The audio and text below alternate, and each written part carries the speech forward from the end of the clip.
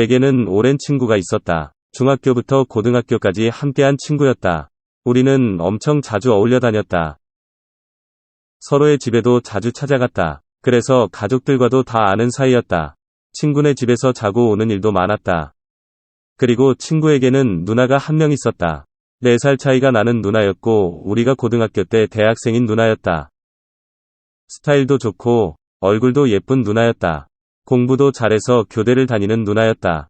하지만 친구는 누나라면 질색을 했다. 친구의 누나는 목소리도 크고 잔소리도 많은 편이었다. 절대로 여성스러운 사람은 아니었다. 내가 있어도 옷도 대충 입었고 머리를 안 감고 있는 날도 많았다. 물론 대부분 쌩얼이었다. 오히려 내가 불편한 날이 많아졌다. 누나의 옷차림이 자꾸만 신경이 쓰인 것이다. 하지만 내색하지는 못했다.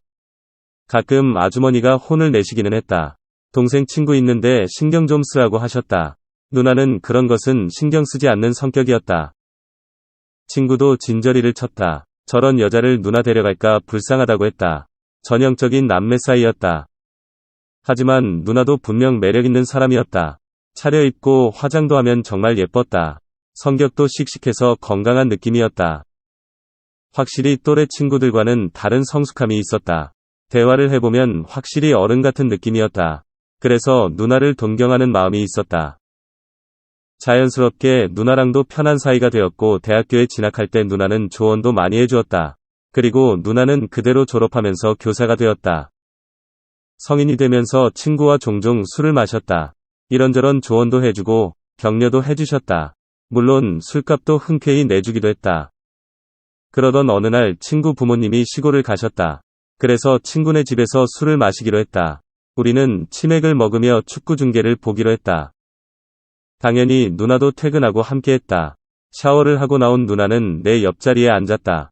언제나처럼 꾸미고 그런 건 없었다. 젖은 머리카락과 커다란 티셔츠 차림이었다.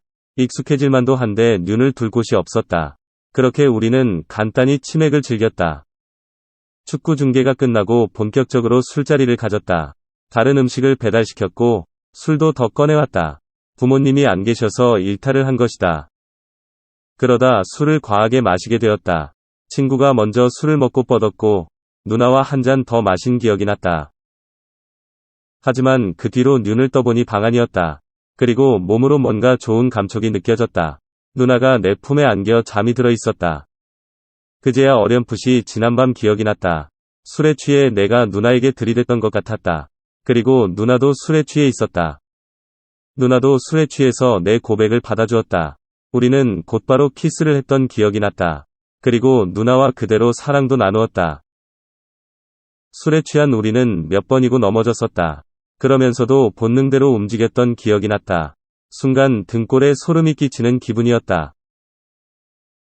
그 순간도 내 피부에 누나의 피부가 닿는 느낌이 났다. 어젯밤의 일이 꿈이 아니었던 것이다. 사고를 쳐도 단단히 친 것이 확실해졌다. 하지만 정신이 번쩍 들었다. 집에는 우리만 있는 게 아니었다. 나는 얼른 누나의 몸에서 떨어졌다. 나는 황급히 보이는 옷을 찾아보았다. 그러다 황급히 거실로 달려나갔다. 그곳에 내 옷과 누나의 옷이 보였다. 누나의 팬티와 브라가 바닥에 널브러져 있었다. 다행히 친구는 아직 일어나지 않은 것 같았다. 나는 친구가 나오기 전에 서둘러 옷을 챙겼다. 그리고 누나의 방으로 돌아왔다. 그때 누나도 정신을 차린 듯 눈을 뜨고 있었다. 누나도 당황한 표정이었다. 나는 누나의 옷들을 방 안에 던져넣고 거실로 나갔다. 잠시 후 친구가 부스스한 표정으로 나왔다. 나는 소파에서 잠들었던 것처럼 행동을 했다. 친구는 아무것도 모른 채 나를 깨웠다. 그리고 함께 거실을 치웠다. 누나는 내가 나갈 때까지도 방에서 나오지 않았다. 다행히 아무런 일도 없이 한 고비를 넘겼다. 하지만 내 머릿속은 복잡했다. 누나를 안았던 그 느낌이 자꾸 생각났다. 누나에게 한 짓이 죄책감처럼 느껴졌다. 이제 누나를 어떻게 봐야 하나 싶었다. 하지만 내심 누나와 그런 일이 싫지만은 않았다. 그리고 며칠 뒤 누나를 만났다. 누나가 먼저 만나자고 연락을 한 것이다. 나는 걱정 반 기대 반으로 누나를 만났다. 하지만 누나는 의외로 담담한 표정이었다. 입조심하라고 나에게 당부를 할 뿐이었다.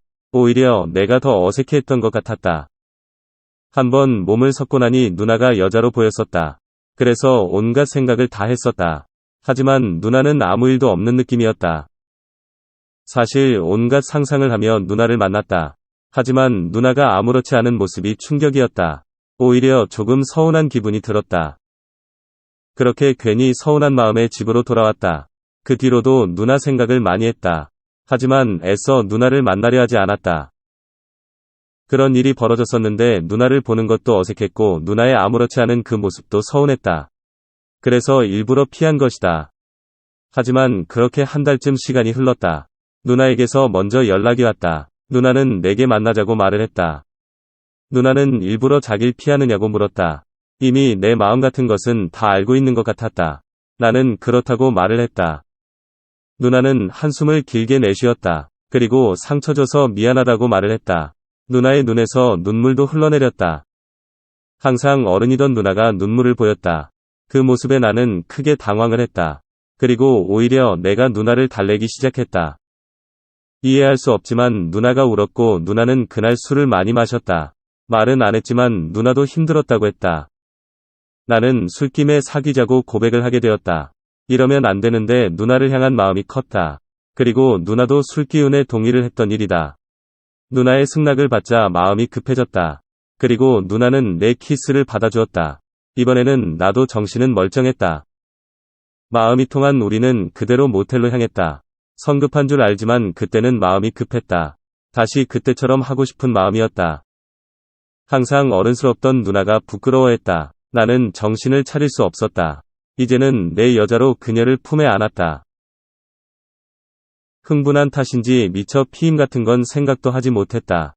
누나도 피임을 이야기하지 않았다. 오히려 적극적으로 나를 받아주는 것 같았다. 한바탕 엄청난 폭풍이 지나가고 숨을 고르고 있었다. 그때 누나가 먼저 입을 열었다. 이제 우리 어떻게 하느냐고 한숨을 내쉬었다. 나는 용기를 내어 끝까지 책임지겠다고 말을 했다. 그러자 누나는 피식 웃고 말았다. 나는 진심이라고 말을 했다. 나름 진심으로 나의 각오를 말한 것이었다. 그런데 누나가 가볍게 생각하는 것 같았다. 그래서 정말로 나랑 사귀자고 다시 말을 했다. 그러자 누나가 한숨을 쉬며 입을 열었다. 그리고 사실 이번 달에 생리를 안 한다고 했다. 누나의 눈빛이 심각해 보였다. 순간 머릿속이 멍해지는 기분이었다. 분명 끝까지 책임지리라 마음을 먹었는데 그 순간은 아무런 생각도 나지 않았다. 순간 당황한 모습을 그대로 누나에게 보여버렸다. 나의 그런 모습에 누나는 걱정 말라고 했다. 내일 누나 혼자 병원을 갈 예정이라고 했다. 한 번도 생각하지 못했던 전개였다. 나는 머리가 멍해지는 기분이었다. 하지만 나쁜 놈이 되고 싶지는 않았다. 그래서 내가 책임지겠다고 같이 병원에 가자고 했다. 누나는 약간 감동한 표정으로 나를 보았다. 나는 왠지 모를 책임감에 다시 힘이 들어갔다. 잠깐 놀라기는 했지만 진심으로 책임지고 싶다고 했다. 그리고 임신이라면 결혼까지 하자고 말을 했다. 누나는 눈물을 쏟으면서 고개를 끄덕여 주었다. 내가 알던 누나가 정말로 내 여자가 되는 순간이었다. 아침이 되니 허리가 아플 지경이었다. 밤새 몇 번을 했는지 기억도 안 날 지경이었다. 임신이라고 생각했기에 피임은 신경 쓰지 않았다. 누나도 비슷한 생각을 한 것 같았다. 피임도 생략하고 원 없이 사랑을 나누었다. 그리고 우리는 다음날 함께 병원을 갔다. 사실 엄청 긴장이 되었고 후회도 되었다. 하지만 이미 엎질러진 물이었다. 그런데 다행히 임신은 아니라고 했다. 스트레스 때문에 생리불순이 온 것 같다고 했다. 마음속 근심 걱정이 다 녹아내리는 기분이었다. 누나도 안심한 표정으로 내게 안겨왔다. 어른스러웠던 누나도 아직 어린 아가씨일 뿐이었다. 그런데 어젯밤 일이 살짝 걱정이 되기 시작했다. 피임 없이 몇 번이고 누나의 몸에 쏟아부었던 것이다. 어차피 임신이라 생각했기에 마구 뿌려댔었다. 설마 아니겠지 하고 생각했지만 찜찜하기는 했다. 그런데 불길한 예감은 꼭 맞아 떨어졌다. 누나는 한 달 뒤에도 생리를 하지 않았다. 테스트기를 써보니 선명한 두 줄이었다. 이제 누나는 불안한 표정도 아니었다. 당당히 내게 책임을 지라고 말을 했다. 나는 알겠다고 말을 하고 다시 확인을 했다. 병원에서 선명한 초음파 사진을 받아보았다. 뭔가 허탈한 기분이 들기도 했고 누나에게 속은 것 같은 기분이 들기도 했다. 그렇게 누나는 마누라가 되었다. 친구의 말처럼 누나는 무서운 사람이었다. 그때 그 안쓰러운 눈빛을 보지 말았어야 했는데. 오늘의 사연을 시작합니다. 안녕하세요. 저는 지방에서 작은 회사를 다니고 있는 남자입니다. 전 직원이 10명 정도 되는 작은 회사이다 보니 각자 직급이 있고 나이도 전부 달랐지만 모두 다 가깝고 친하게 지냈습니다. 그래서 안 바쁜 비성수기 시즌이 오면 다 같이 야유회를 자주 갑니다. 그때도 비성수기 시즌이라 사장님께 허락을 받고 다 같이 2박 3일로 야유회를 갔습니다. 제부도에 있는 펜션으로 갔는데 지하에는 노래방도 있고 조금만 걸어 나가면 바다도 있는 곳이었습니다. 회사 업무 특성상 남직원보다는 여직원이 많은 회사였고 여직원들 중에는 싱글도 있지만 결혼한 아줌마들이 더 많았기에 적당히 술을 마시기 시작하면 아줌마 여직원들의 잔소리 및 불만사항들이 엄청나게 쏟아지기 때문에 사장님은 점심만 드시고 저한테 잘 놀다고 하신 뒤에 먼저 집으로 가셨습니다. 아무래도 직원들 중에서는 제가 나이도 제일 많고 직급도 있어서 항상 이런 식으로 야유회가 진행되었습니다. 직원들끼리 팀을 나눠서 피구도 하고 물놀이도 하면서 오후 시간을 보냈습니다.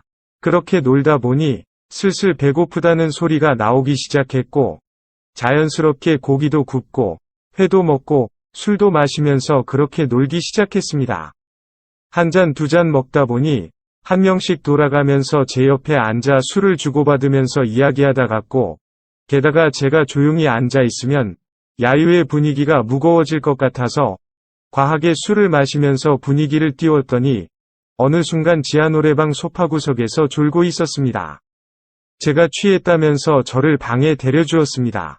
사실 더 마실 수도 있고 놀 수도 있었지만 적당히 같이 있었으면 자리를 비켜주는 것이 다른 직원들 놀기에도 편할 것 같았습니다. 게다가 오늘 하루만 놀다가 가는 것이 아니라 아직 1박을 더 해야 했기에 비틀비틀 거리며 방으로 들어갔습니다. 방에 들어가서 누우니 바닥도 따뜻하고 술도 오르면서 금세 잠이 들었습니다. 잘 자고 있었는데 자꾸 제 머리맡에서 움직임도 느껴지고 중간중간 여자 비명 소리도 들리는 것이었습니다.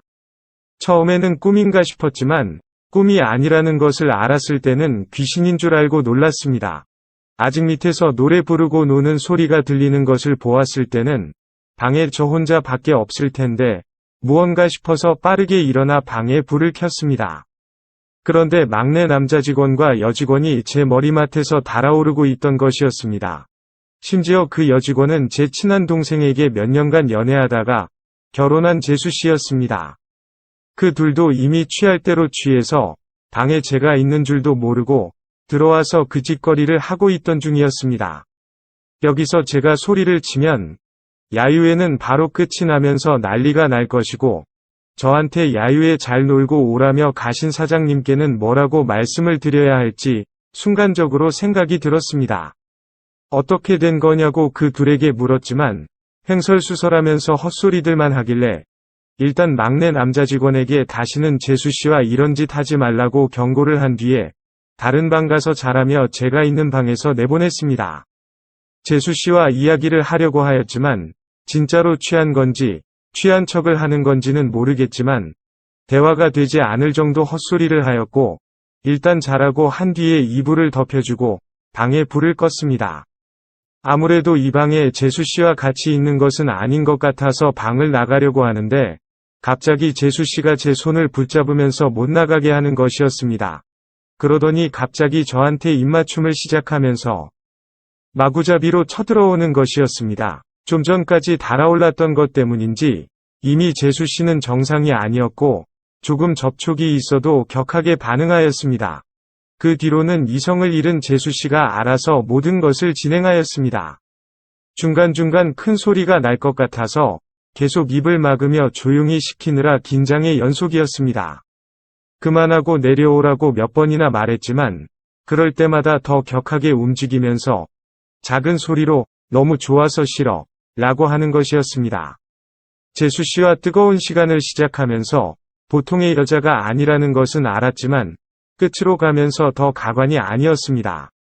아무런 준비 없이 시작된 전투였기에 한계에 다 달았다고 말을 하였더니 갑자기 자세를 바꾸면서 입을 가져와서 격렬하게 움직이는데 1초도 못 버티고 끝을 보았습니다. 저도 제법 술에 취해 있었는데도 이렇게 할 정도의 여자를 만나본 적이 있었나 싶을 정도로 멍해졌습니다.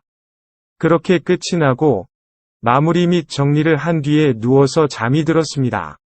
제 옆에 자고 있는 재수 씨를 보면서 이 상황을 어떻게 해야 되나 고민을 하고 있는데 아쉽냐면서 말을 걸어오는데 그렇게 아니라고 하였지만 지금은 피곤하니 입으로 뽀뽀만 해주겠다면서 또 격렬하게 움직였습니다. 저도 연속 2번이 공격에 해롱해롱 졌고 공격이 끝난 뒤에 바로 잠이 들었습니다. 그 다음날 아침에 전날 술에 많이 취해서 기억을 못할 줄 알았던 재수 씨는 다 기억하고 있었습니다. 그러면서 계속 야유회는 그만하고 둘이 나가서 시간을 보내자고 하였고 결국 저희 둘 다 집에 일이 생겨서 먼저 가게 되었다면서 재수 씨를 데리고 나왔습니다. 야유회 장소에서 2시간 정도 떨어진 곳에 급하게 펜션을 잡고 들어갔습니다. 그때부터는 고삐 풀린 망아지처럼 거침이 없었습니다. 야유회 기간 중이고 문제될 것이 없으니 아무 걱정하지 말자면서 뜨거운 시간을 보냈습니다. 재수 씨가 보통의 여자가 아니라는 것을 알았지만 급하게 들어간 펜션에서 하룻밤을 보내면서 완전히 재수 씨의 진가를 알게 되었고 다음날 나오는데 다리에 힘이 완전 풀려서 걷기도 힘든 수준이었습니다. 그날 이후로 재수 씨하고는 가끔씩 만나는 사이가 되었고 친한 동생인 남편도 있는데 왜 저와 만나냐고 물었더니 밤이 너무 외로워서 막내 남자 직원과 만났다고 하였습니다. 그런데 저를 만난 뒤로는 저와 궁합이 너무 잘 맞는다면서 막내 남자 직원하고는 야유회 이후에 바로 끝을 냈고 남편하고도 이혼한 뒤에 저와 결혼하고 싶다고 하였습니다. 그러면서 진지하게 한번 생각해달라고 하였습니다. 아직 둘 사이에 애도 없고 서로 성격도 궁합도 너무 안 맞아서 결혼한 지 6개월도 안 돼서 지금까지 별거 중이라고 하였습니다. 게다가 나중에 아파트 분양받을 때 도움이 될까 싶어서 아직 혼인신고도 안 했다고 하였습니다. 그래서 서로 확실하게 헤어지자고 말을 나눈 것은 아니지만 별거로 지낸 지 2년이 넘었고 이제 각자 집안 행사도 각자 혼자서 가는 상황이다 보니 거의 이혼한 상태나 다름이 없다고 하였습니다. 그래서 결혼을 생각해보고 마음에 확신이 쓰면 말해달라고 하였습니다. 저도 이렇게 잘 맞는 여자가 또 있을까 싶을 정도로 너무 잘 맞기는 하고 평소 성격이나 행동도 잘 알고 게다가 돌싱이나 재혼 이런 거에 크게 신경 쓰지 않는 성격이라서 괜찮습니다. 다만 저와 만남의 시작이 떳떳하지 않다 보니 저와 결혼 이후에도 그렇지 않을까라는 걱정이 듭니다. 일단 계속 만날 생각은 드는데 결혼은 고민이 많이 되네요. 오늘의 사연은 여기까지입니다. 구독과 좋아요, 알림 설정 부탁드립니다. 긴 글을 읽어주셔서 감사합니다. 구독과 좋아요 꾹꾹 눌러주세요. 꾹꾹. 알림 설정도 꾹꾹 눌러주세요.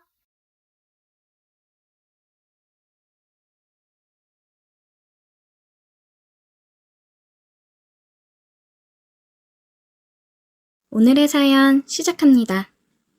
안녕하세요.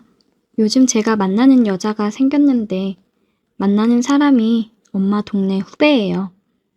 이 사실을 엄마한테 얘기를 해야 되는 걸까 고민이 많이 됩니다. 어렸을 적 저는 지방에서 살았어요.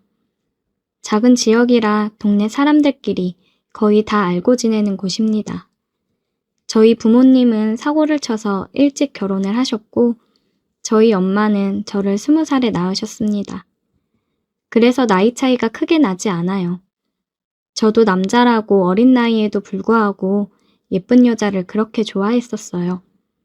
엄마랑 친하게 지내던 엄마랑 2살 차이 나는 고등학교 후배가 있는데 제가 아기 때부터 엄마를 도와서 저를 자주 봐줬다고 하더라고요. 제가 초등학생이 돼서도 자주 저희 집에 놀러와서 보고는 했습니다. 아직도 기억이 나요.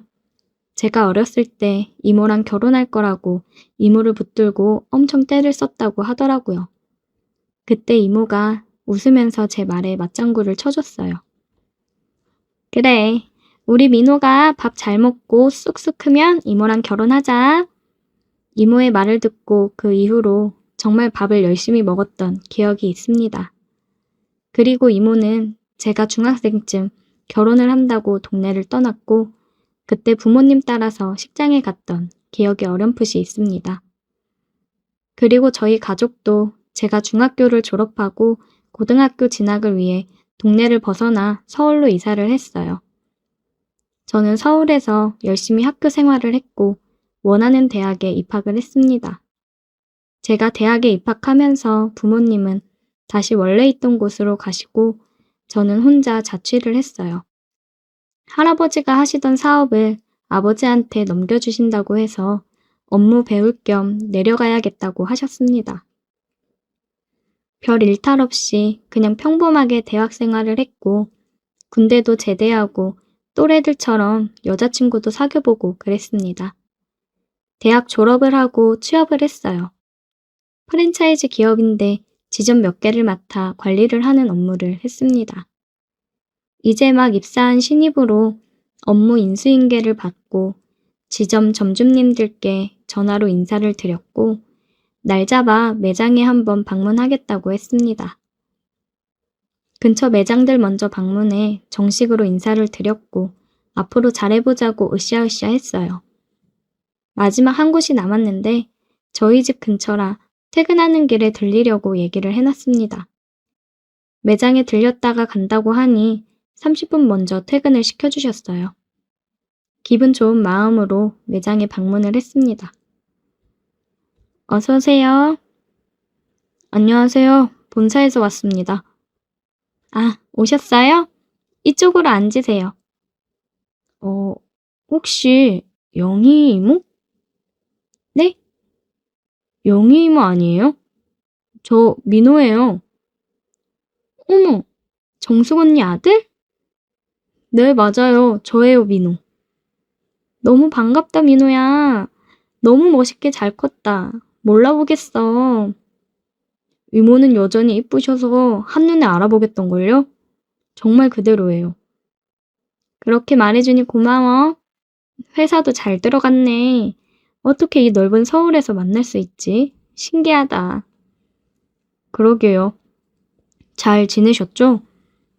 그럼 나야 잘 지냈지. 언니랑 형부도 잘 지내시지? 네, 여전하세요.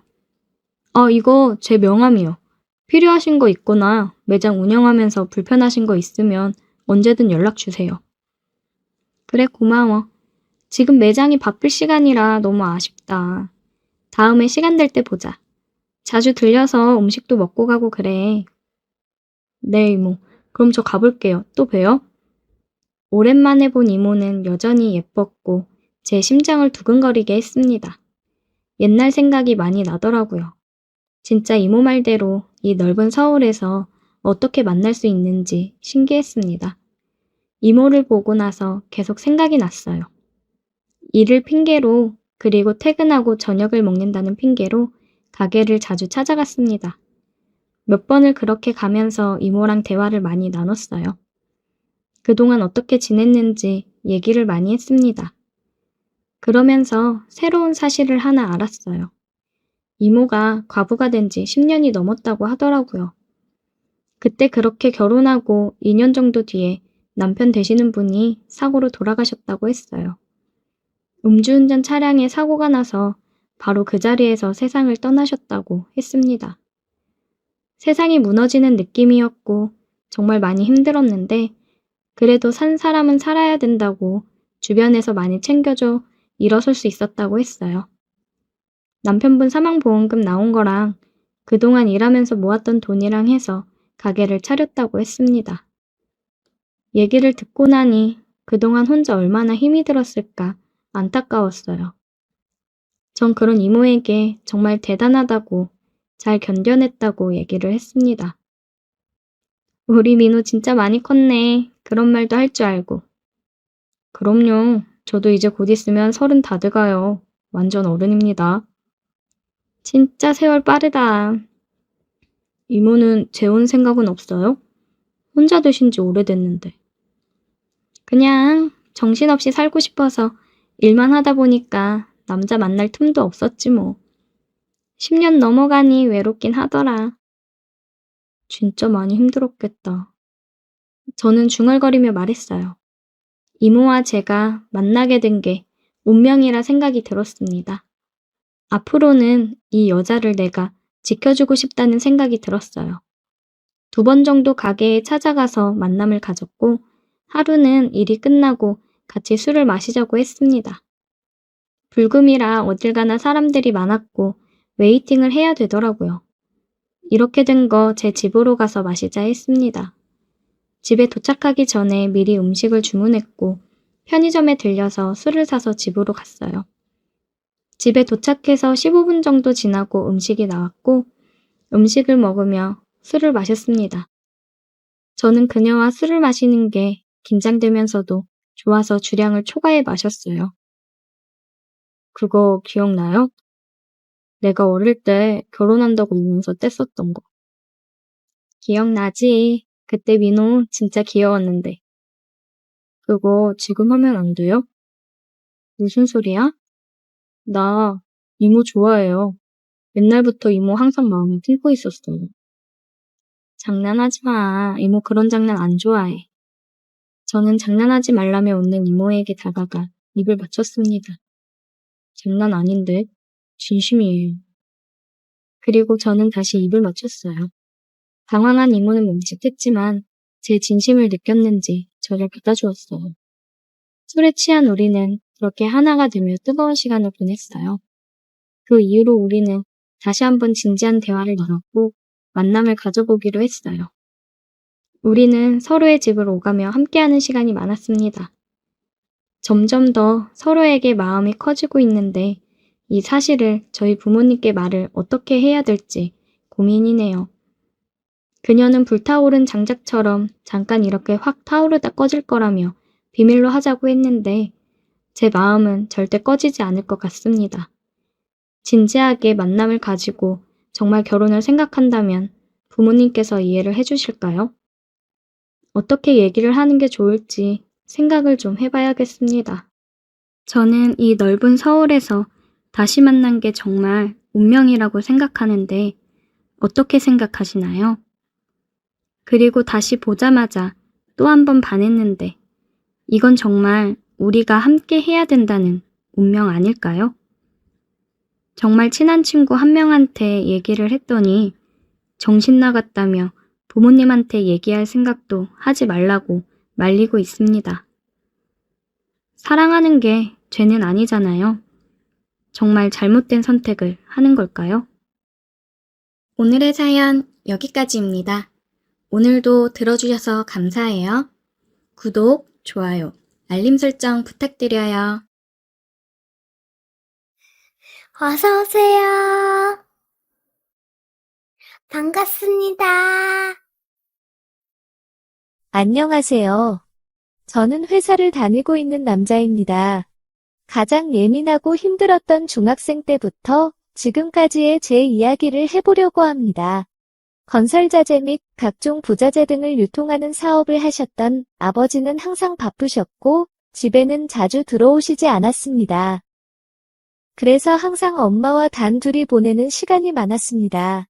그러다가 제가 중학생이 되던 해에 엄마는 암을 이기지 못하고 하늘나라로 가셨습니다. 엄마가 하늘나라 가는 날에도 아버지는 출장으로 지방에 내려가 계셨고 정말 100번도 넘게 전화를 걸었지만 통화가 되지 않았습니다. 중학생에 있던 제가 혼자서 할 수 있는 건 아버지가 전화를 받을 때까지 전화를 하면서 기다리는 것 외에는 아무것도 없었습니다. 혼자서 엄마의 마지막을 지켰던 저는 충격으로 한동안 말을 하지 못했고 밝았던 성격도 내성적으로 변했습니다. 그런 저에게 엄마가 필요하다고 생각이 드셨던 것인지 아니면 젊은 여자가 좋아서 데리고 오신 것인지 모르겠지만 엄마가 돌아가신 지 1년도 되지 않아서 아버지는 저보다 8살 많은 여자와 결혼을 하셨습니다. 아버지보다는 21살이 어린 여자였습니다. 나이가 어려도 아버지와 결혼하셨기에 새엄마가 맞지만 남들이 보는 시선은 그렇지 않았습니다. 동네 마트라도 가면 새엄마를 제 누나로 보는 사람들이 많았습니다. 나중에 크면서 사회에 나와 보니 남녀 사이에 나이 차이가 많이 나더라도 경제력만 충분하다면 문제가 안 된다는 것을 알게 되었습니다. 그래서 아버지가 아주 젊고 예쁜 여자를 새엄마로 맞이할 수 있었을 거라고 생각했습니다.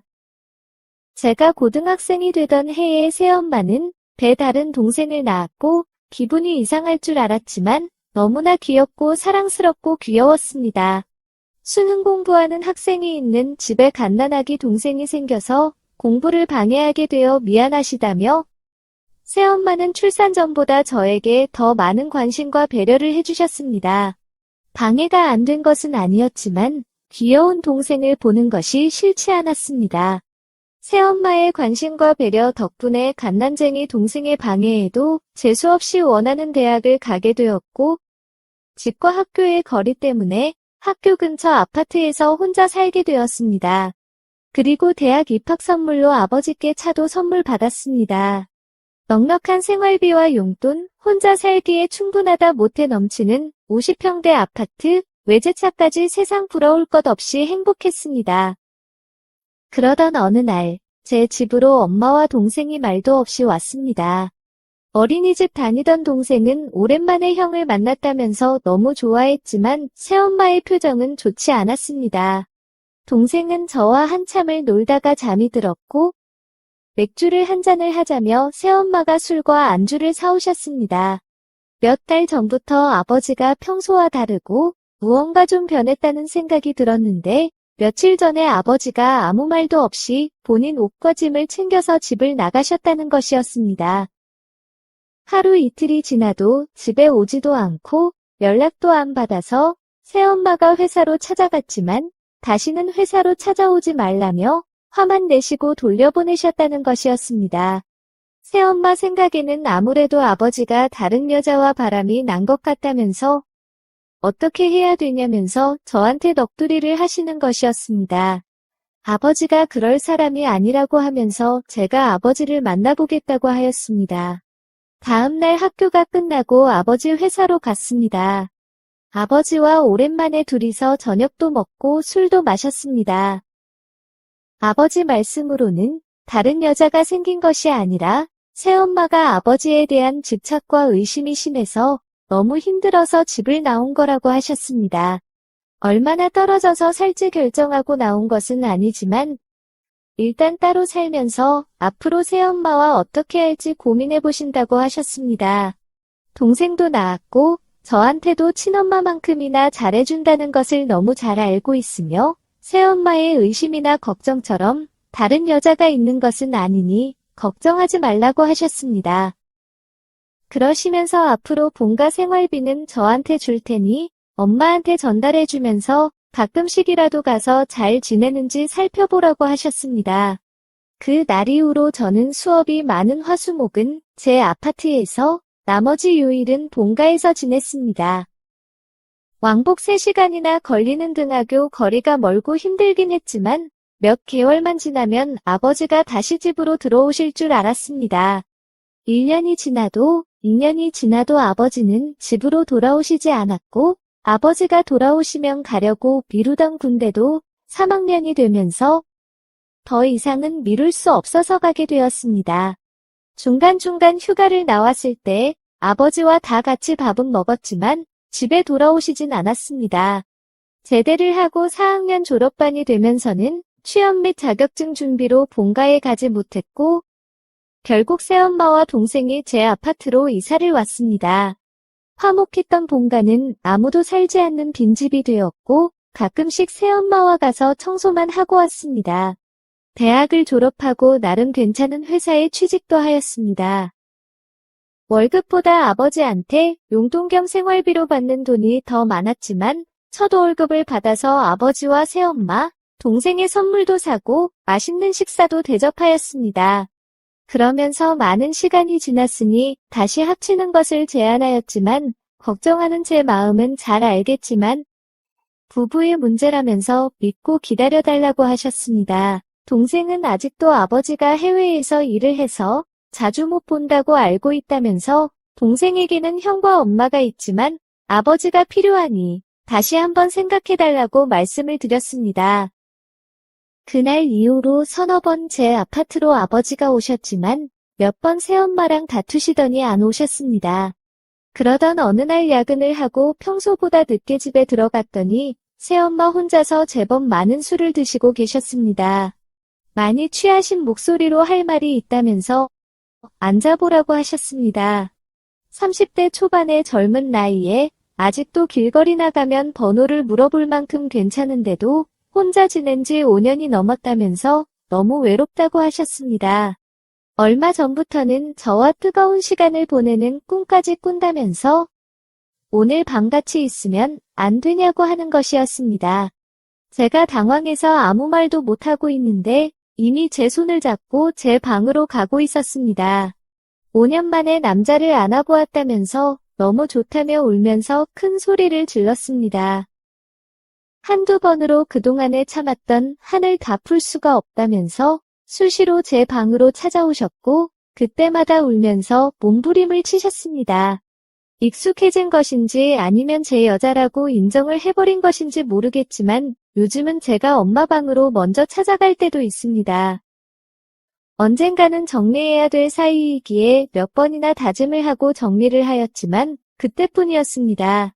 결국 자는 사이에 문 열고 들어오면 다짐과 약속은 저리 가고 뜨겁게 불타오르는 젊은 남녀만 있었습니다. 아버지와 동생을 생각한다면 지금 당장이라도 정리하는 것이 맞지만 같은 집에 사는 동안에는 정리하는 것이 쉽지 않을 것 같습니다. 동생도 점점 커가는 것도 문제이지만 더 큰 문제는 처음엔 몸이 외로워서 만났지만 지금은 몸뿐만 아니라 마음도 생겨서 만나고 있다는 것입니다. 더 마음이 생기기 전에 새엄마와 동생을 본가로 보내는 것이 좋을 것 같은데 좋은 방법이 없을까요? 오늘의 사연은 여기까지입니다. 구독과 좋아요, 알림 설정 부탁드립니다. 긴 글을 읽어주셔서 감사합니다. 구독과 좋아요 꾹꾹 눌러주세요. 꾹꾹. 알림 설정도 꾹꾹 눌러주세요.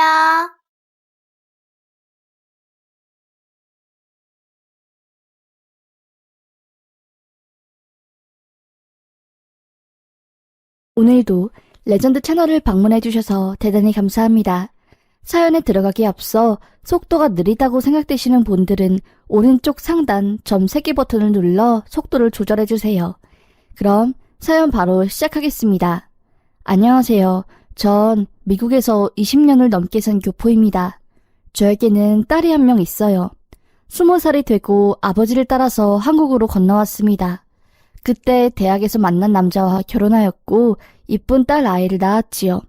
그런데 제가 몸이 약했고 그 결과 딸 아이는 예정일보다 일찍 태어나게 되었어요. 미숙아로 태어난 아이는 제 품에 안기지도 못하고 바로 인큐베이터로 들어갔습니다.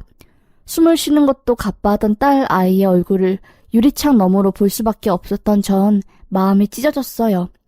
그런데 그게 끝이 아니었습니다. 딸 아이의 망막혈관이 불완전하게 형성되어 있었습니다. 태어난 뒤 고농도 산소를 공급받게 된 아이는 혈중 산소 농도가 급격하게 변해 안구의 섬유 조직이 증식되어 보육기가 될 때는 완전히 실명을 하게 된다는 진단을 받았습니다. 세상이 무너지는 줄 알았습니다. 내 딸이 엄마의 얼굴도 기억하지 못한 채로 서서히 실명되다니 몸 추스를 새도 없이 엉엉 울었고요.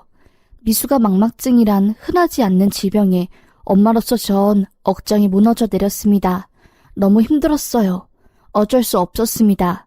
엄마인 제가 더 강해져야겠다 마음을 먹었어요.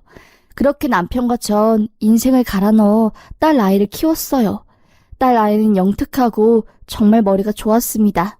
시각으로 갈 신경이 촉감과 직감으로 가서 남들이 눈치채지 못한 기운을 금방 느끼고 정말 눈치가 빠르다고 해야 하나요?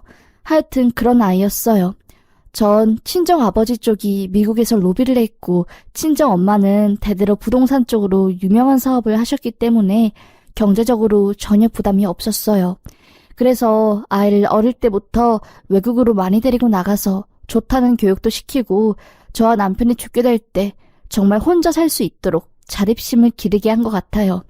그래서 딸은 장애가 있어도 할 말 다 하고 공부도 열심히 했어요. 그런데 딸이 20살이 되고 대학을 다니니 지 딴에는 연애를 하고 싶어 했나 봐요. 이것저것 막 연애에 관해 호기심도 보이고 엄마에게 남자랑 손잡으면 무슨 느낌이냐고 묻기도 하고 애가 그때 정말 힘들어했어요. 자기는 눈이 안 보이니까 남자를 만나기 쉽지 않고 남들 다 한다는 연애 한번 못하고 죽는 게 억울하다고 하면서요. 그런데 엄마인 제가 무슨 말을 할 수 있겠습니까? 무어라 말할 수 없었죠. 그냥 너무 미안해서 마음이 쓰렸습니다. 그렇게 한참을 외로운 마음 때문에 아파하던 딸은 시각장애 예술가라는 꿈을 꾸게 되었고 그 꿈을 이루기 위해 열중하는 듯 했어요.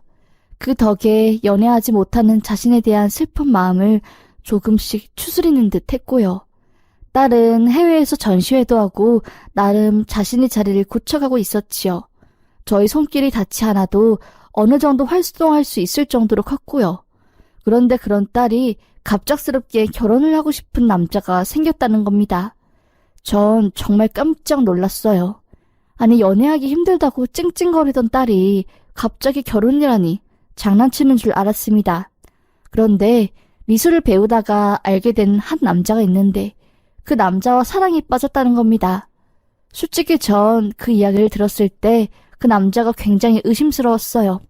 솔직한 말로써 어떤 남자가 시각장애인 여자를 진지하게 만나겠습니까?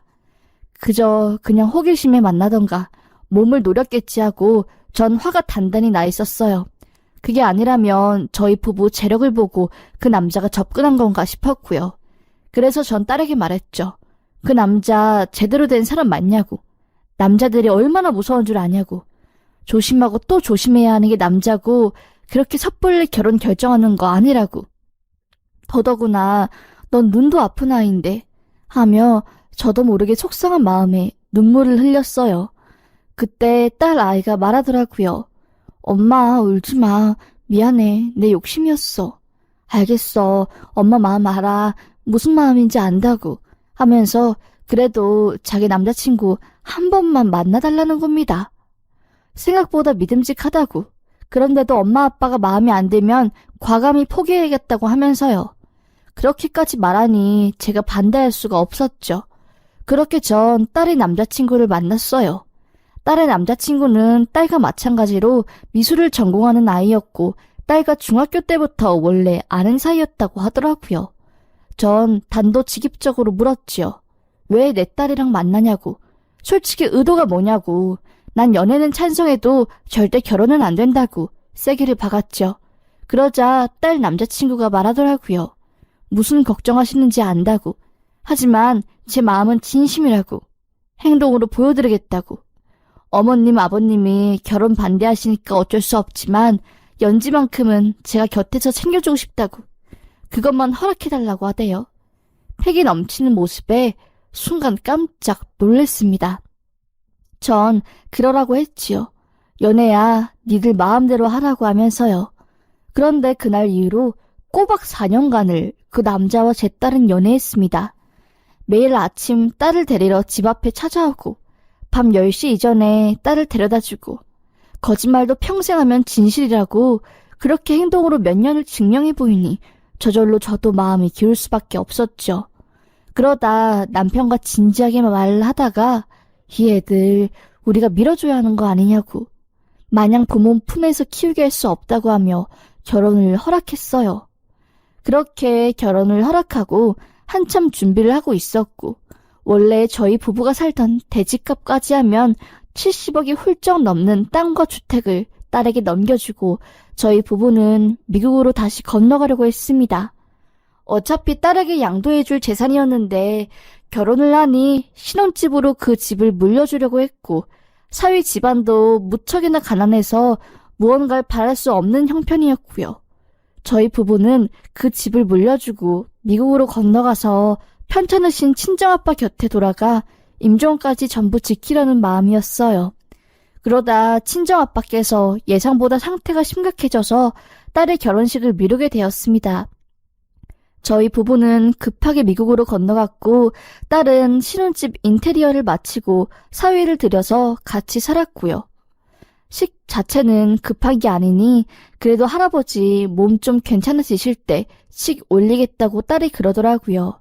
대신 남편과 지금 신혼집에서 바로 결혼 생활을 하겠다고 하면서요. 전 그러라고 했지요. 그렇게 전 사위에게 딸을 맡기고 미국으로 건너갔어요. 워낙 아버지 연세가 많으셔서 언제 돌아가셔도 이상하지 않았기 때문에 어차피 딸 곁에는 사위가 있겠다. 미국에 좀 길게 있어야겠다 생각했지요. 그렇게 몇 달간 친정에 가 있었어요. 딸은 핸드폰이나 메시지를 하지 않으니 전 사위를 통해서 딸이 안부를 주고받았고요. 그런데 어느 순간부터 딸을 바꿔주지 않더라고요.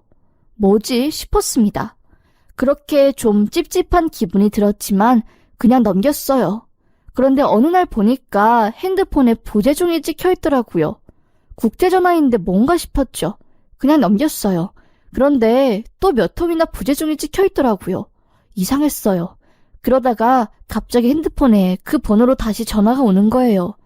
전 뭐지? 하고 받았습니다. 그런데 한 남자의 목소리가 들리더라고요. 그러더니 그 남자가 제 딸을 바꿔준 겁니다. 전 깜짝 놀랐죠. 딸, 어디야?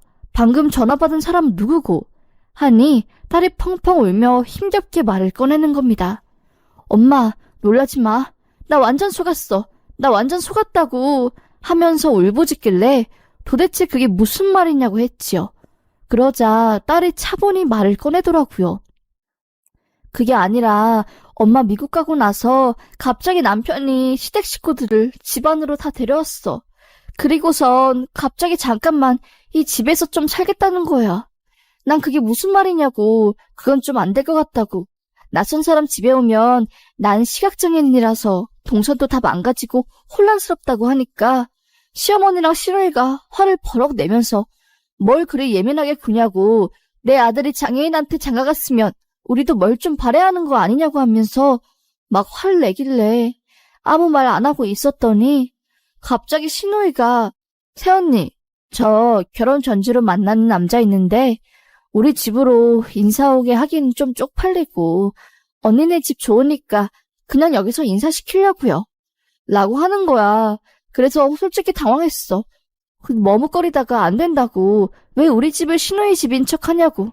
난 이해가 안 되고 다짜고짜 트렁크까지 가져와서 우리 집에 오는 게 난 도저히 받아들일 수 없다고 하니까 남편이 내 팔뚝을 잡고 끌고 가는 거야.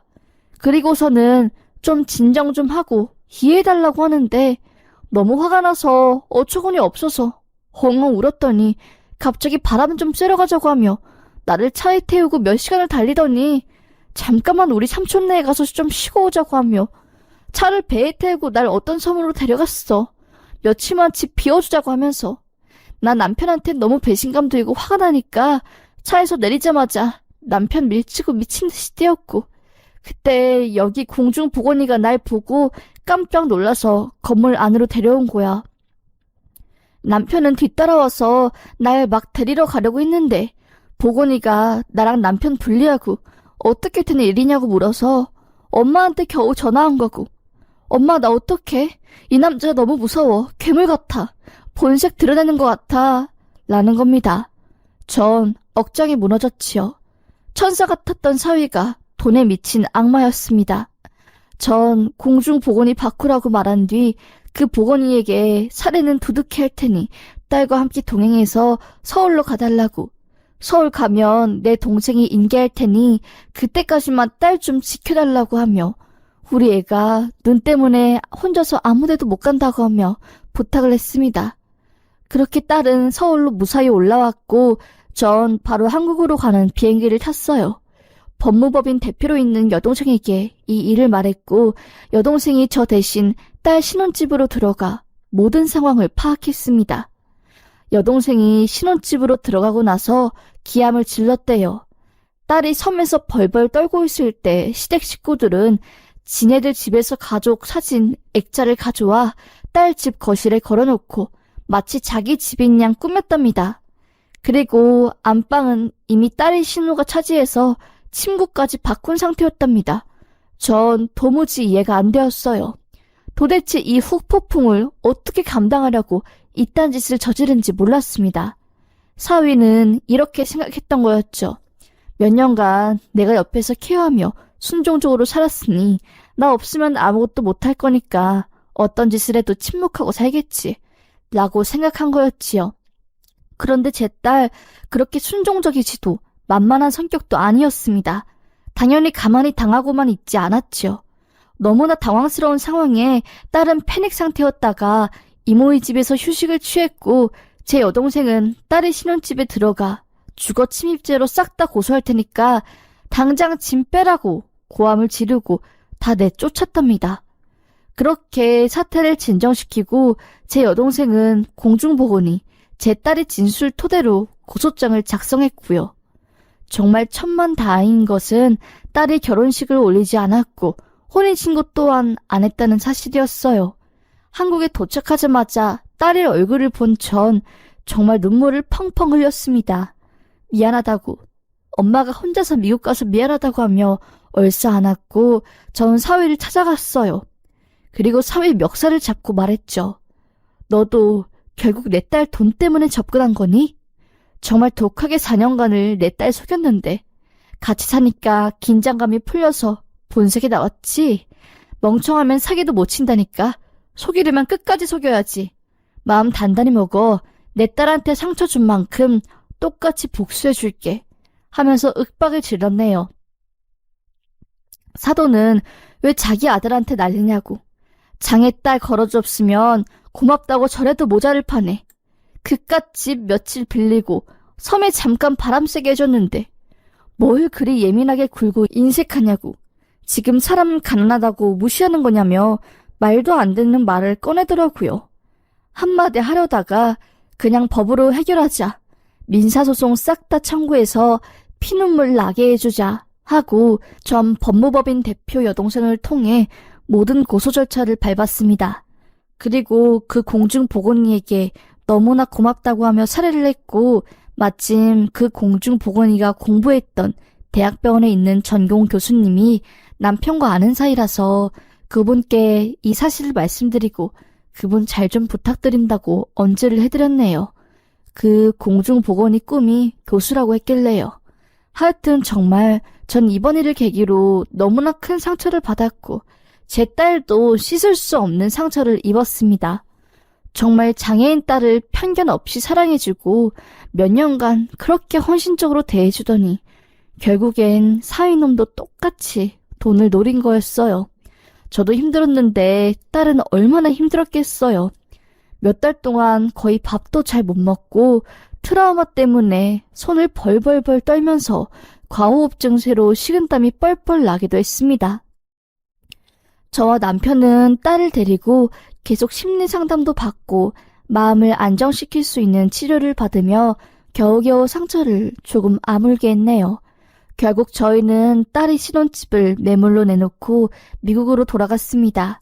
딸과 함께 미국으로 가서 할아버지 임종 지키고 딸도 미국에서 화가 생활 지속적으로 하고 더 넓은 세상을 보게 하려고요. 정말 너무나 속상합니다. 정말 제 두 눈을 딸에게 줄 수만 있다면 전 재산을 기부해서라도 그렇게 하고 싶네요. 제가 죽으면 우리 딸은 어떻게 살아가야 할지 이런 일을 겪고 나니 더 무섭고 딸을 세상에 혼자 내놓기가 너무나 두렵습니다. 장애 아이를 가진 부모의 마음은 더더욱 불안하고 평생을 어린 아이를 끼고 사는 것 같네요. 그렇지만 힘내야겠죠. 전 딸과 마음을 먹었습니다. 우리는 더 열심히 살고 이런 일에 굴복하지 않기로요. 딸은 화가로 이름을 떨쳐서 돈을 많이 번 다음에 자기 같은 시각장애인들에게 지원을 해주며 꿈을 펼칠 수 있게 길을 닦을 거라는 강한 포부를 가지게 되었고 저 또한 딸을 따라서 장애인들이 사회에서 자립할 수 있는 프로그램을 만드는 것에 투자와 기부를 하면서 딸과 같은 장애우들이 조금 더 편하고 행복한 세상에서 살 수 있도록 열심히 하려고요. 참, 날 죽일 수 없는 시련은 날 강하게 만든다는 말이 그 어느 때보다 더 생동감 있게 다가오는 요즘이네요. 이런저런 생각을 하다가 사연을 보내서 나와 같은 장애우 부모님들에게 조금이나마 공감을 얻고 싶다는 마음에 이렇게 글을 쓰게 되었습니다. 사연을 들어주셔서 감사합니다. 어서오세요. 반갑습니다.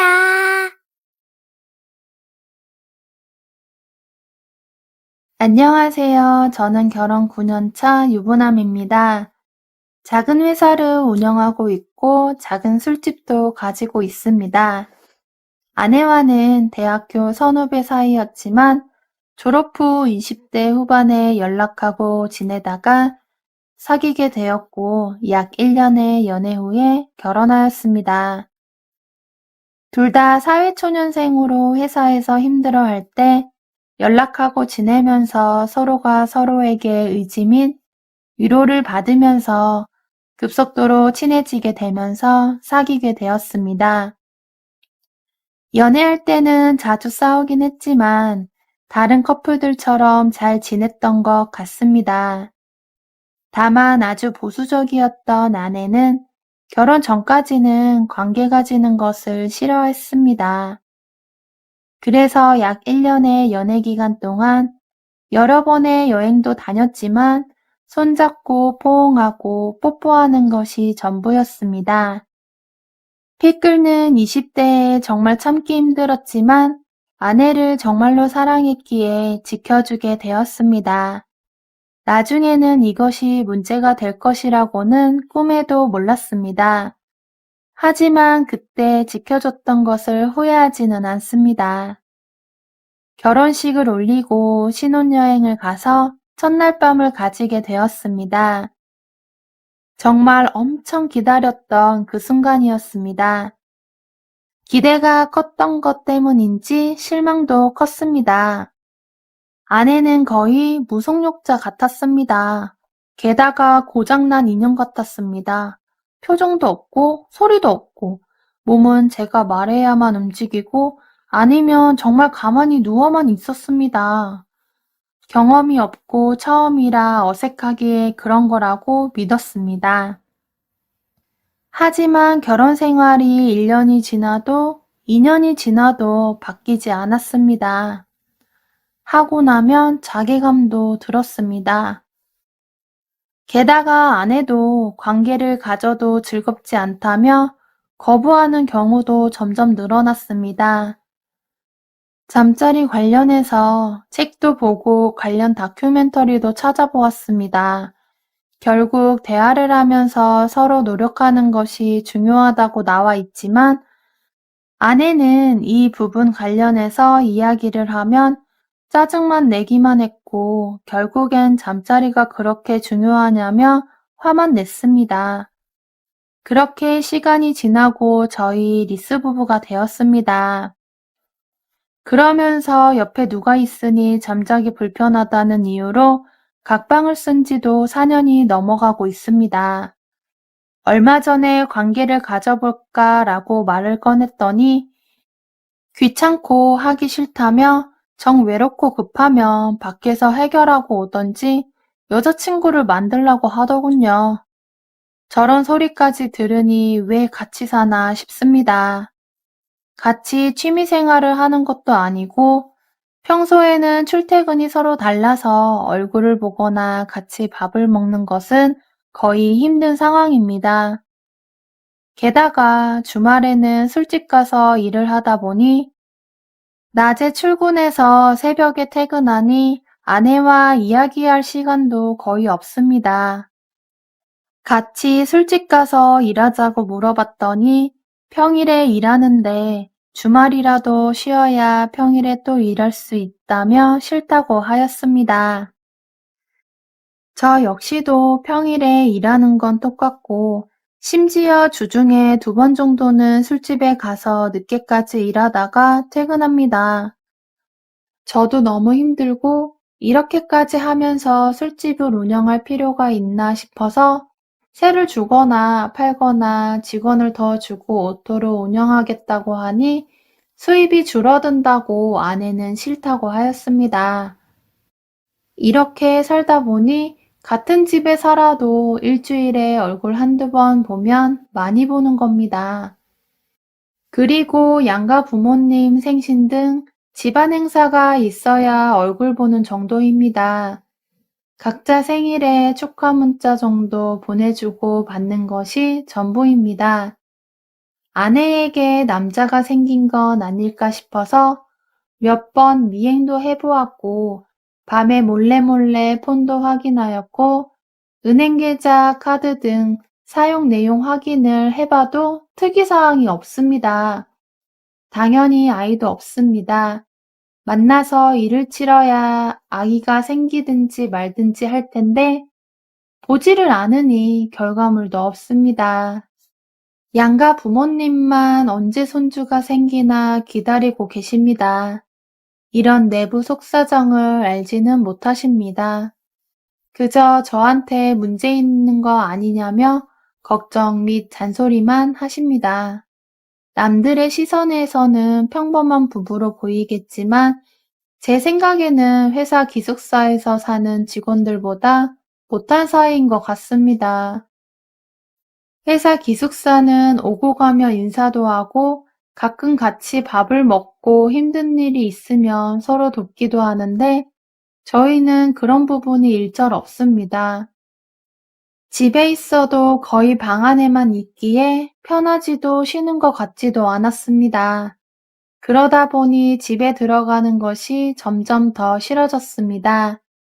좀 더 야근하고 좀 더 잔업하고 괜히 제가 새벽 마감까지 장사하고 들어가는 것이 일상이 되기 시작했습니다.